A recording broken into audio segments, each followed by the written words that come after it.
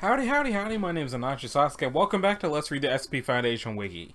So, it's probably obvious that there was not supposed to be this large of a gap between episodes. I don't even know how long it's been. That's how bad this got. Therefore, I also don't really remember what the last thing I read was. I do know that I read Stendhal's Nightmare and the forest form normally known as Vince, but I don't recall The Only Child, so I think we're up to that stuff. So today's episode will be The Only Child, Devil's Cap Mushroom, Sight-Stealing Eye, Dr. Wondertainment's Bubble Bath Bonbons, and The Crash. I think I heard, I was watching Markiplier play the Unity SCP game, which is getting increasingly more terrifying the more I hear about it. And he made a throwaway reference to the bonbons, so let's find out about those bonbons after The Only Child and the Mushroom and the Eye and the Hoiven Maven is Euclid.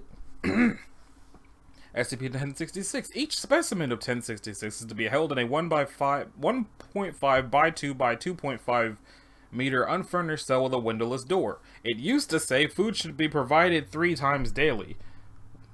Now it says, previous procedure called for providing food to specimens, but I had to wipe off my glasses. But it has since been determined that 1076 can consume any amount of food without showing signs of satiation, and can survive indefinitely without any food intake whatsoever. Okay. What was this called again? The Only Child. Bedding and plumbing facilities are not required. Soundproofing is not strictly required, but should be provided if possible to reduce psychological stress on guards. 1 armed guard is to be assigned to each cell, chosen from personnel with no children under the age of 21.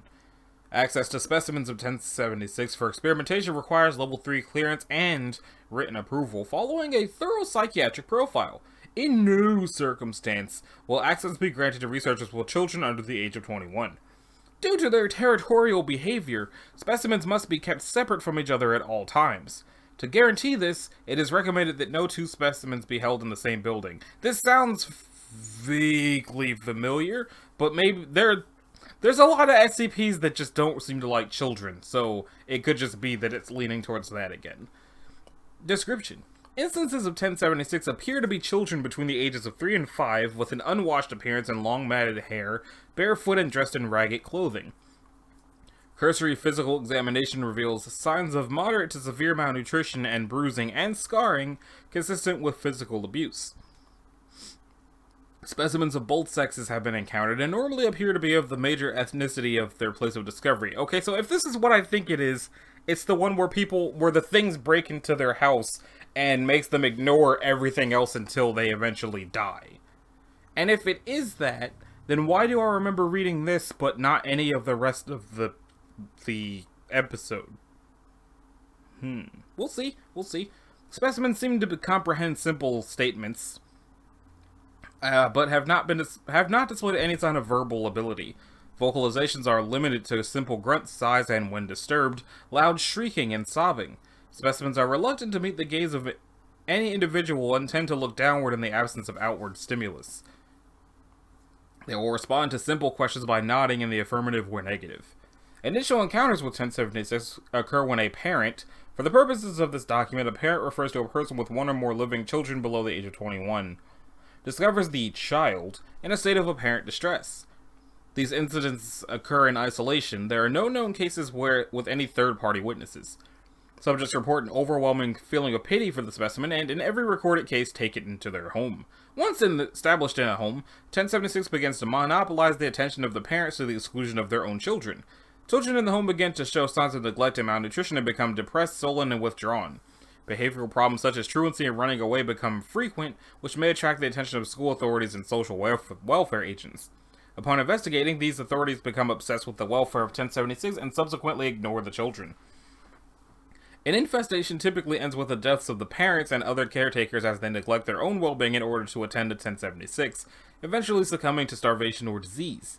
In a few cases where the Foundation was able to contain an infestation before this occurrence, subjects separated from the specimen became violent and nearly catatonic and repeatedly demanded to be reunited with their baby. If 2 specimens meet, they will attack each other with great force using teeth and fingernails until one or both are dead. Any personnel witnessing such an attack shall be treated for possible psychological trauma. Request 1. Dr. Blank has requested access to an SCP-1076 specimen for vivisection. Request denied at this time pending completion of a less invasive physiological analysis. Okay, so yeah, I do remember this one. But not the mushroom or the... Wait, I do remember these. I do remember the sight-stealing eye. I don't remember the mushroom, though. Or the bonbons, or the crèche. But if I remember the only child and the sight-stealing eye, then I must have read this. I also think I remember the university speakers and the damaged mausoleum. So it sounds like I'm significantly further down this list than I thought I was. Let's see if... now I remember Pound Off the Pounds. I remember that now. So let's check out Second Brain Syndrome, and I'm sorry for wasting time for having not remembered that until it was far too late. Okay, so all instances of 1086-1 are to be contained and quarantined until death. People with Second Brain Syndrome, I guess. While no method of treating or curing 1086 has been determined, it remains possible to prevent its spread so long as infected iterations are contained as quickly as possible. Due to the time-sensitive nature of containment, any mobile task force not engaged in immediate actions may be activated for purposes of capture and transfer of 1 instances to the central containment area at Site-38. In the event of a widespread outbreak of 1086, any facility, Foundation or otherwise, with a biohazard containment chamber rated at biosafety level 3 or higher may be commandeered for containment purposes. So long as containment protocols are carried out in full, there should be 1 instance of 1 at any given time. This iteration is to be kept alive at all costs until identification of the next victim is complete. Use of any and all necessary medical supplies are pre-authorized for this purpose. In the event of a containment breach resulting in more than 1 instance of 1, it is to be considered preferable that multiple infected individuals be kept alive for failsafe purposes, but the prevention of further spread of 1086 is to take priority over this. However, under no circumstances are all iterations of 1 to be terminated. This will lead to further outbreak. Note: some concerns have been raised regarding the extensive commitment of personnel and material required to the containment of a single individual. It should be remembered that the priority here is speed. 1 instances become contagious within 6 hours of initial infection, giving 25 hours total of advance warning to stop a potential epidemic. Additionally, containment may require seizing of control of a specialized biocontainment lab in complete secrecy before administering amnestics to dozens or hundreds of witnesses. Budgetary concerns are secondary. Dr. Blank, head researcher of this SCP. Description! SCP-1086 is an immunosuppressive disorder principally brought on by infection with a heretofore undiscovered species of bacteria. Infected individuals are designated 1. The disease has 2 primary effects on the human body. First, the disease causes the body to reroute 90-something% of its leukocytes to a single location in the mediastinal lymph node, forming a translucent gelatinous mass identified as 2. During the formation of this mass, white blood cells are converted into a mass of closely interconnected neurons, glial cells, synapses, and circulatory tissue. The final mass will be composed principally of these cells and the bacteria responsible for transmitting 1086, making 2 especially dangerous. The bacteria responsible for 1086 has shown a total immunity to bacteriostatic antibiotic agents and a near total immunity to bactericidal antibiotic agents. In those cases in which that treatment is effective, the rapid rate of reproduction effectively nullifies the treatment's effect. Have you tried fire? I feel like fire might take care of bacteria a little bit, or possibly Everclear that has been lit on fire. Anyway. Second, due to the sudden near-total suppression of the body's immune system, infected individuals will develop multiple opportunistic infections, leading to the victim's rapid death. The bacterial species responsible for 1086 is found only in infected humans and in 2. It has not been located in any other environment or species. 2 is produced by affected individuals during the course of the disease, and is the principal vector, is what it used to say, but now is one of the principal vectors for transmission.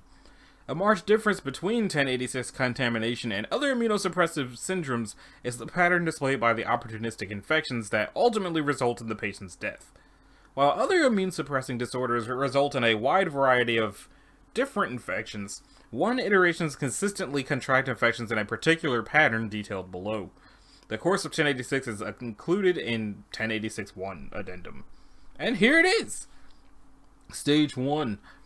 Initial infection, either through contact with bacteria or through death of prior instance of 1. Patient will rapidly lose immune system protection and fall prey to any number of dermatological diseases. The full list is included in document 1086-32. However, regardless of the exact nature of the infection, all stage 1 symptoms will be skin-related, and all will result specifically in severe pockmarking and blistering in geometric shapes across the patient's body. Without skin grafts, 1086-1 iterations will die before entering stage 2. As per containment procedures, this is to be avoided at all costs. 2 will begin to form in the upper chest of affected individuals, integrate itself into the nervous system, and begin sending messages to the brain. This process reverts the body's leukocytes to a pluripotent form and reassigns them as neuronal tissue. This process is very energy taxing and will burn through most affected individuals' stored fat deposits quickly. Massive amounts of supplementary nutrition must be supplied to 1 to avoid death at this stage. Infected individuals become contagious 6 hours after initial infection. Stage 2! Beginning of neurological symptoms 18 hours after the initial infection. 1 iterations will become intensely feverish and lose the ability to form coherent sentences during most of their waking hours, speaking, mostly, in rambling passages with no discernible meaning. The words will be clearly spoken, but the sentences will be incomprehensible in most instances. The only consistency in this stage is the insistence on the part of the infected individuals that they are lost, without any further explanation. Most patients will likewise contract conjunctivitis during this stage, though all other symptoms will be neurological in nature. 2 will begin sending increasingly complex signals to the brain, which affected individuals will perceive as droning music and mumbling noises. It is believed that the utterances from 1 are attempts to process or describe these sounds. The subject's brain and 2 will battle for control over infected subjects' bodies, with the brain invariably losing. Stage 3! Total takeover by 2 48 hours after initial infection. Cerebral tissue in affected individuals will begin to decay to an unusable extent, giving 2 increased control over affected individuals' bodies, particularly the speech centers of the brain. During this time, 1 iterations will begin uttering a name and a series of numbers. These numbers can be processed into rough coordinates describing a location somewhere on Earth. These messages will be interspersed with hysterical periods of unintelligible babbling, believed to be attempts on the part of 2 to request assistance. Individuals will repeat these phrases for 1 hour, at which point 1 will go into convulsions and expel 2 orally. All personnel nearby must wear biohazard level 4 blue suits during stage 3. Any violation will result in quarantine as a new iteration of 1, as infection is almost certain without total isolation from the contaminated environment. Infected individuals will enter a comatose state and die within 6 hours after expulsion. 12 hours after the death of 1 iteration, the individual named during stage 3 will spontaneously contract 1086 and become symptomatic. All Foundation task force within range of the designated location are to converge from the area, locate the named individual, and deliver him in order of preference, depending on the amount of time required to capture the individual, to Site 38, any Foundation location equipped with biohazardous containment facilities, or any civilian facility with equivalent specifications. Task forces involved in such operations are authorized to use whatever means necessary to commandeer such facilities, then call for Foundation reinforcements. Containment of named specimens is paramount. Addendum 2. Discovery and concealment record on that's either July or August, and either the 7th or the 8th in 1994. Over 200 small gelatinous masses fell onto the town of Oakville, whatever state that is, possibly Washington. I don't know. I've never had to think about it. These were found to be the initial iterations of 2. Blank individuals were infected with 1086. Foundation personnel surrounded and quarantined the town and were successful in capturing all contaminated individuals. While the use of antiseptic agents allowed for the suppression of news of the event reoccurred 5 more times over the next blank days. MCF Gamma 5 Red Herring was unable to completely prevent all news of the phenomena from escaping, but was successful in creating multiple false leads and misdirecting public understanding of the event. And that just leads to a list of the task forces. So it causes a second brain in your chest somewhere, and then it kills your normal brain, and then it makes you cough it up to do more infection, even though that's not really how it moves. That's weird. Now it's time for a white Tarsier, or Tarsier. It's adorable. And it's safe, supposedly. 1087 is to be kept in the Site-38 Arbitorium. Isn't that the same site where they keep the second brain people at, though? Which is to be stocked with multiple species of insects and small birds to meet the dietary needs. These things eat birds? Huh. Personnel are not to enter Arbitorium 38 without a Foundation Type 2 breathing apparatus, except during testing. Testing of 1087's effects may be performed on D-Class personnel. However, to avoid interfering with research into other SCPs, testing should take place between 2200 and 0600 hours, which I believe is 10 p.m. to 6 a.m. Disposable dudes affected by 1087 are to be terminated before Foundation personnel cause injury to themselves attempting to reach them. Okay. SCP-1087 is a white male Philippine Tarsier, Carlito, age estimated at 5 years and 700 grams in weight. Let's find out how to pronounce that, if at all possible.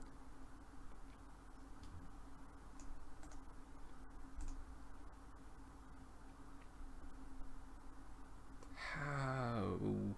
Maybe I gotta do a thing.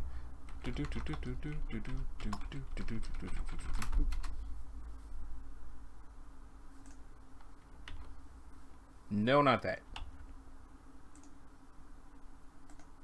Copy. Paste. It said Philippine Tarsier. It has... Okay. What if I get rid of the word Philippine? Tarsier. Why did it come out all weird from saying Philippine first? Okay, so it is Tarsier, not Tarsier. Carlito Sirica. I'm going to call it Carlito from now on until I find out what it has. Carlito's saliva contains an unknown chemical not naturally produced in the primate's body. The chemical is inert by itself. However, once it makes contact with a mammalian bloodstream, it travels to the subject's endocrine glands and alters their biochemical functions. This results in affected subjects producing and secreting a pheromone designated as Carlito-1. Carlito-1 will be secreted from all exocrine glands simultaneously, emerging in the subject's blood, saliva, sweat, and waste fluids. Affected subjects will produce this pheromone at high concentrations, up to blank milligrams per liter, leading to eventual exhaustion and dehydration. Mammals coming into contact with Carlito-1 become increasingly agitated, specifically towards the being emitting the pheromone. As time passes, the concentration of pheromones will severely hamper the judgment of nearby animals, including humans, compelling all mammals near the affected subject to hunt and attack the organism emitting Carlito-1. High concentrations of Carlito-1 will develop in affected subjects' blood. When assaults against affected subjects become severe enough to draw blood, more animals will be drawn to the area and join in the attack. Experimentation suggests that it is effectively impossible to rescue an affected subject without a breathing apparatus meeting Foundation standards of at least Type 2 or higher. Without this, any rescuer will be overcome by Carlito-1 and will begin attacking the subject as well. Once the subject is dead, all attackers will leave the area without feeding on the affected subject. This suggests that the flesh of affected animals seems poisonous to those under the influence of Carlito-1. It should be pointed out that Carlito is immune to these effects. Carlito-1 has no effect on its biochemistry, and it seems to feed naturally by eating the meat of other predators that other predators find poisonous. Carlito has shown a wariness around humans, but it is willing to attack humans if it feels it can do so with relatively little risk. The Tarsier's naturally nocturnal habits favor it in this regard. For Recovery Log 1, Carlito was discovered following a trail of unusual livestock deaths, including one in which a cow was trampled to death by the other cows in the area and then preyed upon by an unknown small carnivore, but no other animals. Examination of the surrounding areas led Foundation personnel to a barn several miles away. The barn was not in use, its owners having been sentenced to prison after killing their 8-year-old son. A mobile task force secured Carlito through the use of anesthetizing gas and brought it to Site-38 for containment. Another investigation suggested that a series of unusual murders throughout the southeastern United States might have had a connection to Carlito due to what was believed to be small primate bites on each of the victims. However, conclusive evidence was never recovered to support this hypothesis. And that leads to something called the Gulf? Prologue brackish seas under wait, it's a whole thing? It's a whole thing. It is a whole thing. Wow. Wow. Can I bookmark this? Yeah. I'll come back to that someday. Baby. The Eternity Ward. Which is also presumably safe. 1088 now. Containment of 1088 primarily consists of preventing unauthorized access. So, it's contained as long as nobody goes in. To this end, all doors and ground floor windows are to be locked, and a fence erected around the building. Can they seal them with, like, epoxy or resin or something? They could probably seal them. Anyway, 2 security guards are to be stationed at the entrance to this enclosure to turn away any civilian who would attempt to enter. An additional 3 guards are to patrol the maternity ward as a second line of defense. Said Eternity Ward. Okay, so maybe something weird is happening to the children inside. Only male security staff are to be assigned to 1088, and no female personnel are to be allowed inside except for testing purposes. In the event of an accidental exposure of Foundation personnel to the effects of 1088, all resulting pregnancies are to be terminated and the victim issue Class A amnestics to prevent any psychological damage. The same procedure is to be followed in all cases of civilian exposure. Okay. Description. SCP-1088 is the designation given to Blank Hospital, a hospital located in the city of Blank in the blank blank. It closed in blank after going bankrupt, and there's no record of it displaying any anomalous properties before then. The building remained abandoned, and came into Foundation containment about 3 years after its closure on reports of the building being haunted. The building is currently kept in a state of good repair. 1088 exhibits no anomalous properties unless entered by a fertile female. That's a statement. All such individuals report hearing a distant wailing, crying, or gurgling noise, similar to that made by infants.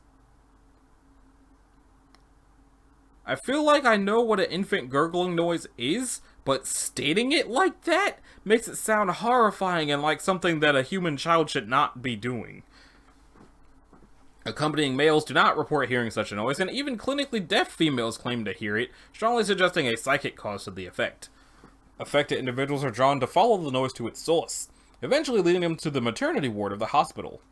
Once there, subjects will attempt to find an isolated location whereupon data expunged. This typically results in between 2 and 5 fertilized embryos implanting in the endometrial lining of the woman's uterus.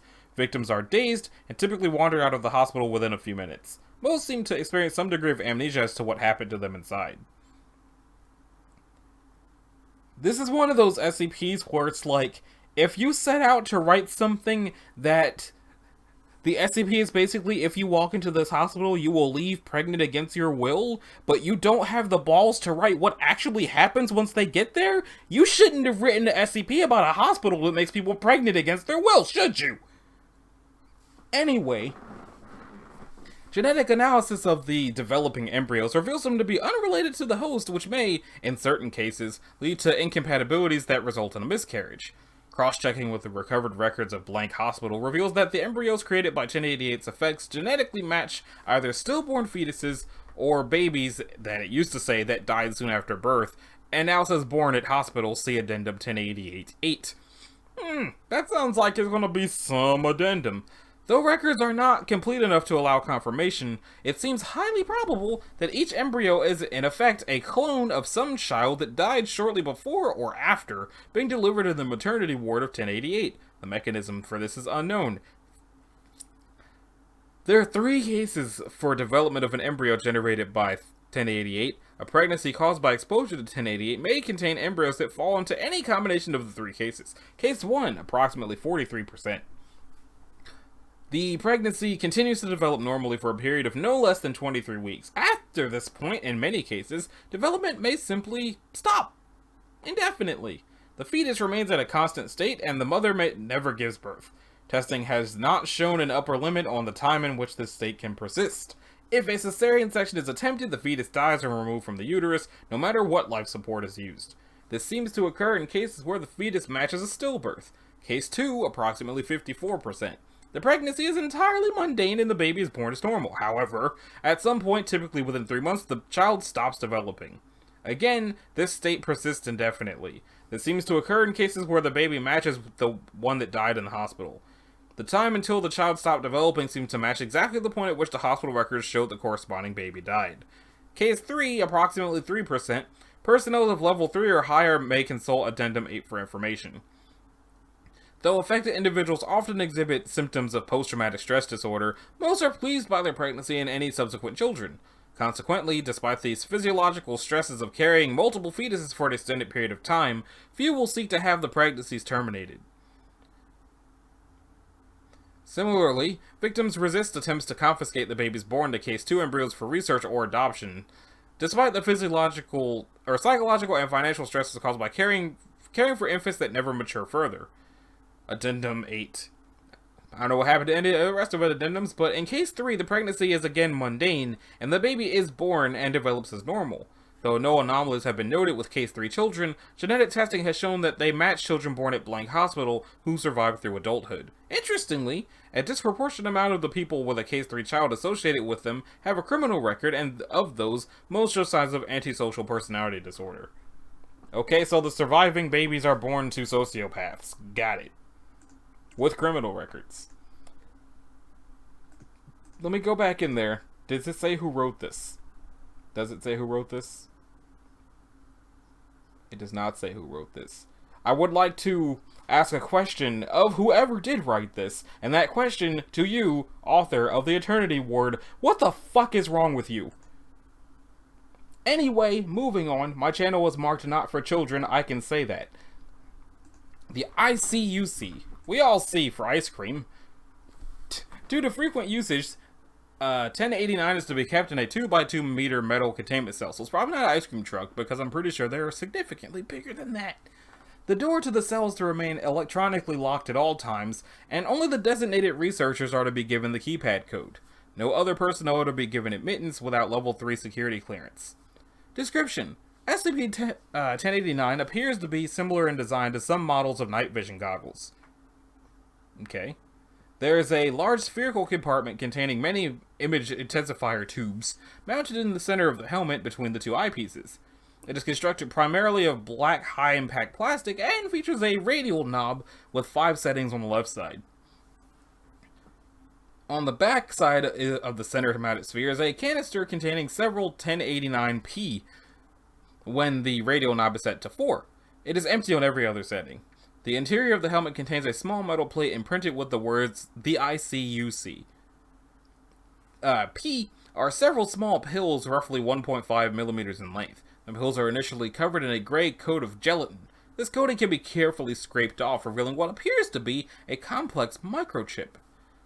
Further examination has proven impossible as P's interior components dissolve the instant the pill is pierced. I'm going to make a guess and say that these are night vision goggles that you give the pill to somebody, and the night vision goggles let you see whatever they're seeing because microchips. Let's find out. 1089 was recovered when somebody, a known prominent customer of Marshall Carter and Dark, was arrested and his assets were scheduled to be seized.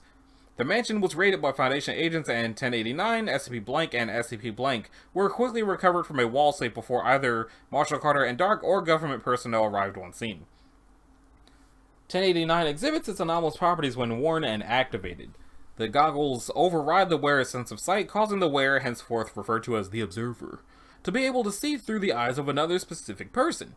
The specific person becomes marked by ingesting P, and this effect persists for an unknown and possibly permanent duration. Called it! The Observer remains self-aware while watching a marked individual, and 1089 appears to block all sound. Researchers have reported being unable to hear anything while observing. There appear to be several channels depending on the setting of the radial knob, and each active channel has its own marked individual. P seem to be linked to the channel the goggles are set to. When set to any channel except 4, the compartment is completely empty. Subject D1 was given a pill from 4. After ingestion, the compartment was empty when it had contained several pills only moments earlier. Immediate termination of 1 shows that the link expires when the marked individual dies, and compartment 4 was automatically refilled. All researchers used as observers have been recording their experiences in a shared research journal. Channel information is as follows. For simplicity's sake, the marked individual for each channel will be denoted as X, where X is the active channel. 1. Channel 1 appears to be blank and continues to be blank as long as it has been observed. No P exists for compartment 1, so it has been unavailable for testing. Observation and continue as scheduled. SCP-1089-2 is an individual of unknown gender in a padded cell in an unknown location. It is suspected that 2 may be forcibly restrained as little to no movement has been observed. Every day at precisely 8 o'clock in the morning, 1 o'clock in the afternoon, and 6 o'clock in the evening, a woman of medium age and build wearing a plain gray dress and glasses enters the room with what appears to be a bowl of food paste. The woman spends 5 to 10 minutes feeding 2 and promptly leaves with the empty bowl. As far as has been observed, she has never attempted to converse with 2 during these feeding times.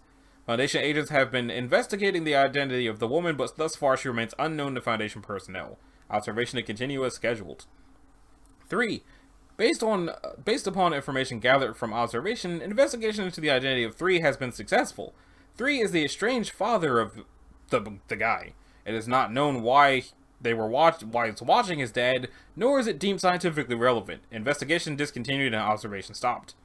And it used to say, Channel 4 has been cleared for testing on disposable dudes, and due to having complete control over 4, this is to be the primary channel of observation. And now it says, no further testing is to be allowed without O5 approval. First, D1 ingested P and became 4. 4 was briefly observed before termination. 2, surgically blinded, was observed next. Observation of 4-2 was reported to be blank in a manner consistent with Channel 1. 2 was then scheduled for immediate termination so that the channel could be freed up for more useful research. 3 ingested P and was placed into solitary confinement for a period of 48 hours. As it seems there are no adverse effects to P other than linking the target for observation, 3 was reassigned to SCP blank. SCP-1089-5 has been identified from information gathered from mirrors and reflective surfaces. He is a Japanese businessman named blank blank, CEO of Someplace Inc., located in blank. Observation to continue as scheduled. Update blankety blank blank. Observation reports that 5 is no longer blank, but is instead an unknown female. It is not known when or how this change occurred, but Foundation agents are in the process of investigating the new 5-2. Update. Newspapers have confirmed blank blank was murdered between the time he was last observed and the first time the new female was observed. Update. 5-2 has been identified as blank blank, a wealthy heiress living in blank. Observation to continue as scheduled. Data expunged. Update. As expected, 517 was also reported murdered. Investigation into the identity of 518 has begun. Observation to continue as scheduled. Addendum. Testing of 1089 is to be immediately halted and 4 immediately terminated per instructions from O5 blank. Effective immediately. Discontinue use of SCP-1089-P while on site. That Channel 5 change without action from us suggests there are more goggles and channels are shared among them. We don't know who has been watching, but since blank blank blank, we've given them crystal clear surveillance of the inside of our secure facility as well as SCP blank. Kill the link to Channel 4 and continue observation of the other channels. Channel 4 is now to remain blank and Channel 5 is designated as your new primary observation. Disciplinary action to follow.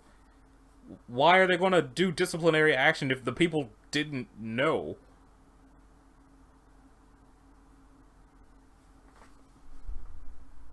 Or is it just because it took them too long to think about it? I don't know. And that brings us to cordless headphones. Be cool if my computer supported those. Well, not these. Who knows what these are? The item is currently kept in a generic headphone case and can be safely stored alongside similarly contained items. Storage near non-anomalous listening devices is not recommended. The item may only be removed for approved testing. Description: SCP-1090 has the appearance of a set of cordless headphones. 2 irregularly shaped, highly polished stones, superficially resembling black basalt, are attached in place of conventional earpieces. That sounds really uncomfortable. The headband is white, with flexible joints allowing for size adjustment. A blue dot marked with a white L and a red dot marked with a white R are visible on the swivel joints at either end, presumably indicating left and right. It is unclear how the stones have been fused to the rest of the device, and both headband and earpieces have proven resistant to conventional cutting tools. Results from radiography of the object have been inconclusive. When a subject places 1090 over the ears in the fashion of conventional headphones, they report hearing music or distinctive sounds. This music ranges from simple melodies to paranormal auditory experiences. The device has no anomalous effect on individuals who simply touch or handle it. Reports indicate that the stones remain oddly cool to the touch. Testing suggests that the longer an individual is exposed, the more unusual and lasting the psychological and sensory after effects. The upper limit of exposure before permanent psychological and sensory damage has yet to be determined. New researchers are cautioned to increase the time of exposure by no more than seconds. See Dr. Reese for a proposed algorithm. As the sounds reported are so far unique to the subject wearing the device, researchers are encouraged to review experiment log Series 1 for details. That made the article significantly longer. Series 1 logs describe the initial series of experiments conducted by Dr. S. somebody. For ongoing experiments and data contributed to by other researchers, see Series 2, which is not here. So, log 1. Or whatever. The first captain's log. Woo! Subject seated in a soundproof room and instructed to place 1090 over her ears, removing it when signaled by a red light. Duration, 2 minutes. Subject looked surprised upon placing the device over her ears, but made no attempt to remove it. She appeared to be focusing intently, and failed to react to the flashing red light until 10 additional seconds had passed. Subject seemed ill at ease when questioned about the experience, possibly simple nervousness. Subject described clear and pervasive music which seemed to be playing before I put them on. It sounded like the middle of the song? The song was described as a children's choir singing in a foreign language. It was probably like Asian or something, kind of creepy actually. So, probably Susser Todd, however you say it. This time it was two dudes, a lady, and a junior researcher. Procedure. Each subject seated in a soundproof room and instructed to place 1090 over her ears, removing it when signaled by a red light. In the case of D1002, a loud bell tone was substituted for the light. Or I guess they must be blind then. 2 minutes. D0886 reported hearing guitars playing several melodies at once. Weird shit, like Hendrix in a fucking mirror house. Do423 Dioda heard a low sustained note, like a stringed bass, followed by a melody he described as a poor bass solo, but played badly on purpose, you know? Subject seemed fixated on this idea and would have prolonged the interview for several hours to explain himself. 1002. Though subject had been informed that a tone would sound to signal the end of the test, she was unresponsive to the sound despite its loud volume. After an additional 15 seconds, the red light was flashed and she removed the device. Subject appeared dazed and did not respond to questioning until nearly 15 minutes had passed. Subject eventually reported, I think it was my cat. It sounded just like my cat. He was singing a song to me about fish. Note, as none of the subjects testing the item have been physically harmed, we've given M permission to try it out. Junior researcher M. It was just woodpeckers. Pecking, like at least 20 woodpeckers. Next log. Subject Dr. Somebody. Procedure. As of that day, the D-class subjects of previous tests have shown no immediate or cumulative signs of injury. Dr. S volunteered herself, volunteered herself as a test subject, and the original experiment was replicated without incident. Duration 2 minutes. Subject reported a low sustained drone for the first 30 seconds, which slowly increased in volume. This was reportedly accompanied by a sense of expectancy, like something important was about to happen. The subject expressed doubt that she would have removed the device in those first seconds, even if instructed to do so. She described the droning sound eventually diverging into a series of random notes resembling electronic music. It was like normal music, I guess, with distinct notes and pauses, but it's hard to describe the sound. No, I wouldn't really call it dread. I know dread, okay? It felt a little unsettling, like I wasn't supposed to be listening in, but at the same time, I knew if I kept listening, I don't know, I'm being vague. Dr. S reported that then the music faded into silence immediately before the 2-minute light flashed. She has expressed interest in repeating the experiment. Okay, subjects. D redacted, D2101, D4040. Subject is seated in a room not soundproof and instructed to place this object over their ears. Flashing red light signals removal. 8 minutes. D blank. After the first 2 minutes, the subject was seen to raise both hands and press them over the earpieces. The subject's description of the redacted. Okay. D2101. Subject displayed a reaction similar to 1002, failing to respond to the flashing light for nearly 3 minutes and remaining in a complacent and insensible state for close to an hour after the test's conclusion. Subject reported hearing wind chimes, not localized in the earpieces, but some really close and some really far away. Too far away to hear. There must have been hundreds of them. 4040. Subject displayed growing unease while wearing the device and removed it promptly when the light flashed. When asked to describe his experience, subject refused to say more than it was brown. Addendum. D. Blank was recently terminated while redacted. An overseeing agent alerted us that 10 hours before recorded time of death, D. Blank made several requests to use 1090. When the request was denied, they displayed considerable emotional distress. Addendum. Another day. Both 2101 and 4040 have reported nearly identical symptoms to research personnel. It must be noted that neither subject has been allowed contact with the other since the end of their respective tests. Both report that the music they heard while wearing 1090 has been playing continuously in their heads. Unlike normal instances of cognitive itch, they claim the sounds are changing and growing progressively louder. Note: as the primary psychiatric consultant for this research team, it is my request that no further experimentation take place until a safe range of exposure is determined. Update.